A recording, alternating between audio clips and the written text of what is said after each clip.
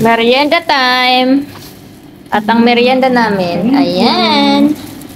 Ang aking merienda, guys, ay napakahaba at napakalaki na shawarma. Ayan. Ano, malaman, no? Chicken shawarma. Ayan. Order na ako ng ganito kalaki, oh. Buksan natin at kainin ko na. Ayan sa kasama ko. Tatlo kami order. Malalaki. Tapos dalawa sa kasama ko. Maliliit. Ang kanila, ayan. Ayan na. Bitin. Nabitin ka sa tubig.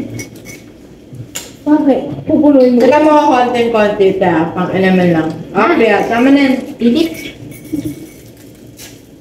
Buksan na natin ang napakahabang shawarma. Ang dami ng laman, no? Shawarma. Ito, 10 ano lang to, real. Haba. Dalawa talaga hawak. Hindi pwede isang kamay na. Dalawa.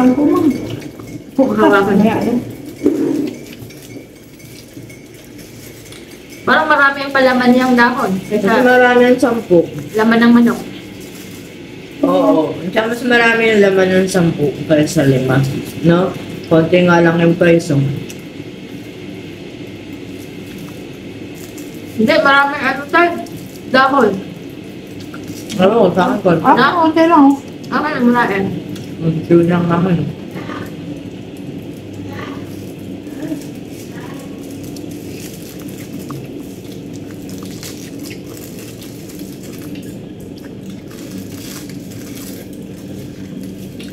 Paano kumain ng malakit mahabang shawarma?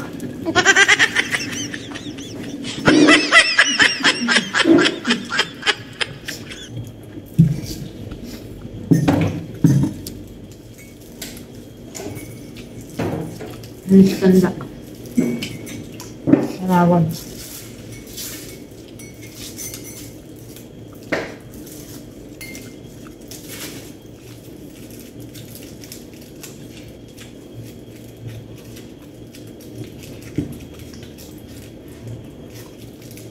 Ay, napakainit.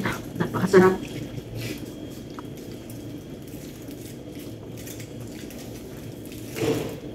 Sob ka na, ganito kalaki, no?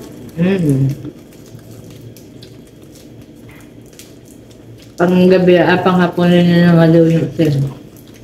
Ay, pinutol mo.